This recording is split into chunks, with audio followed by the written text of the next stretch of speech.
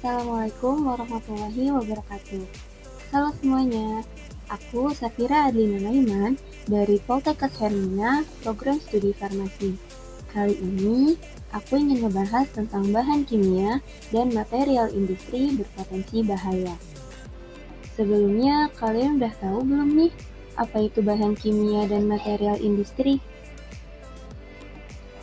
Bahan kimia merupakan senyawa dari beberapa unsur, misalnya amonia, natrium hidroksida, asam cyanida, dan lainnya.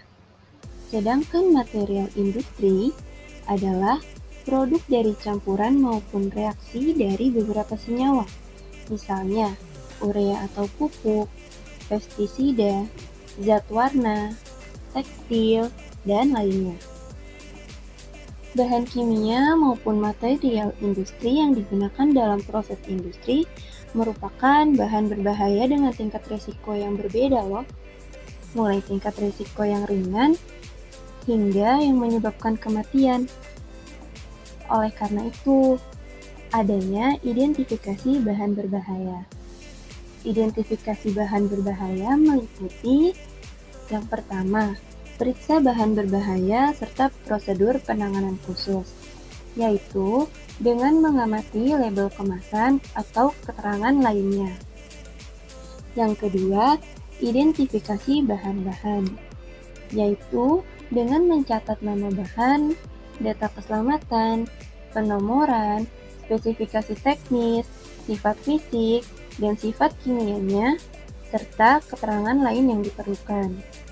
Yang ketiga, identifikasi wilayah berbahaya, yaitu dengan mencatat nama wilayah berbahaya dan amati kemungkinan apa saja yang terjadi dan penyebabnya.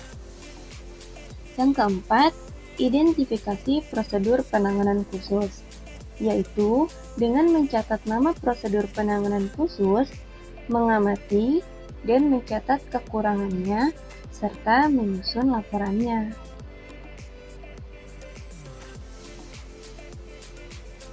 Bahan kimia yang digunakan di lingkungan kerja terbagi menjadi 3 kelompok besar loh. Yang pertama, ada industri kimia, yang kedua, industri pengguna bahan kimia, yang ketiga, laboratorium. Yuk kita bahas satu-satu. Yang pertama ada industri kimia, yaitu industri yang mengolah dan menghasilkan bahan-bahan kimia, misalnya pestisida, cat, deterjen, dan lain-lain. Setelah itu, ada industri pengguna bahan kimia, yaitu industri yang menggunakan bahan kimia sebagai bahan pembantu proses, misalnya industri tekstil, industri kertas, obat-obatan, dan lain-lain. Yang terakhir, ada laboratorium. Laboratorium merupakan tempat kegiatan untuk uji mutu, penelitian, dan pengembangan serta pendidikan. Banyak dilakukan oleh perguruan tinggi, industri, rumah sakit, dan lainnya.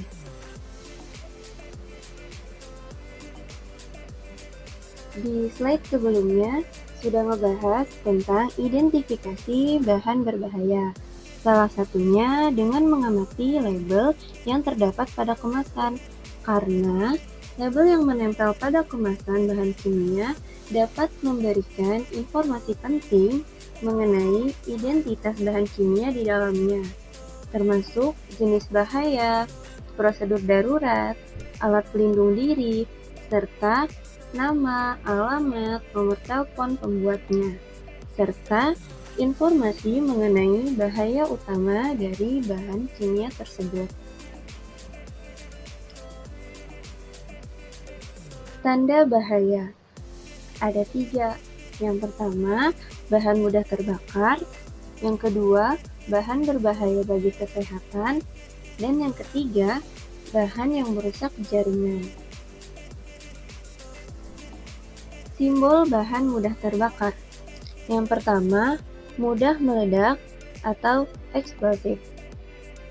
Bahan dan formulasi yang ditandai dengan notasi seperti ini tidak boleh terkena benturan, gesekan pemanasan, api, dan sumber nyala lain, bahkan tanpa oksigen atmosferik. Contohnya, asam nitrat dapat menimbulkan ledakan jika bereaksi dengan beberapa solvent, seperti aseton, dietil ester, dan etanol. Yang kedua, ada pengoksidasi, yaitu bahan kimia yang bersifat pengoksidasi dapat menyebabkan kebakaran dengan menghasilkan panas saat kontak dengan bahan organik dan bahan pereduksi. Contohnya, kalium klorat dan kalium permanganat, serta asam nitrat pekat. Kemudian, ada simbol amat sangat mudah terbakar. Bahan dan formulasi yang ditandai dengan notasi seperti ini dengan lambang F adalah bahan yang memiliki titik nyala sangat rendah, di bawah 0 derajat Celcius, dan titik didih rendah dengan titik didih awal di bawah 35 derajat Celcius. Contohnya, dietil ester dan propan atau gas. Selanjutnya, simbol sangat mudah terbakar.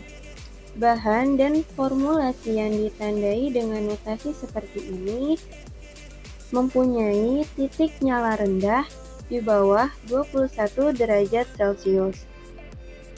Beberapa bahan sangat mudah terbakar menghasilkan gas yang amat sangat mudah terbakar di bawah pengaruh kelembapan. Contohnya, aseton dan logam natrium. Selanjutnya, ada simbol mudah terbakar. Memiliki titik nyala antara 21 derajat Celcius dan 55 derajat Celcius. Contohnya, ada minyak terpentin.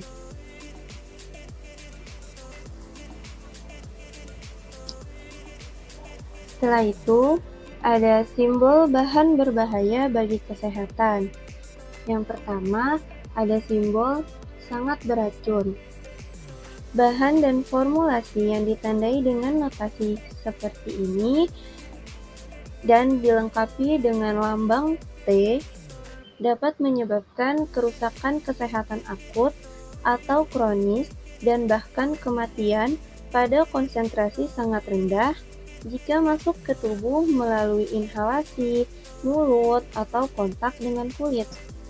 Contohnya, kalium sianida, hidrogen sulfida, nitrobenzen, dan atripin. Yang kedua, ada toksik atau beracun. Bahan yang bersifat beracun dapat menyebabkan kematian atau sakit yang serius bila terhirup, tertelan, atau terabsorpsi melalui kulit. Contohnya, ada solvent dan benzena. Yang terakhir, harmful atau berbahaya. Dengan lambang XN. Bahan yang ditandai dengan lambang seperti ini dapat menyebabkan gangguan kesehatan apabila terhirup, tertelan, atau kontak dengan kulit. Contohnya ada etilen glikol dan diklorometan. Simbol bahan yang merusak jaringan. Yang pertama ada korosif, yaitu bahan yang ditandai dengan lambang seperti ini atau simbol seperti ini dapat merusak jaringan hidup, menyebabkan iritasi pada kulit, gatal-gatal, bahkan dapat menyebabkan kulit mengelupas. Contohnya ada HCl, H2SO4, dan NaOH. Yang kedua ada simbol iritan, yaitu simbol yang disertai dengan lambang I adalah untuk bahan yang tidak korosif tetapi dapat menyebabkan inflamasi jika kontak dengan kulit atau selaput lendir. Contohnya ada isopropilamina, kalsium klorida, dan asam atau basa encer. Yang ketiga, ada simbol bahan berbahaya bagi lingkungan. Bahan dan formulasi yang ditandai dengan simbol seperti ini merupakan bahan kimia yang berbahaya bagi lingkungan yang dapat menyebabkan kerusakan ekosistem.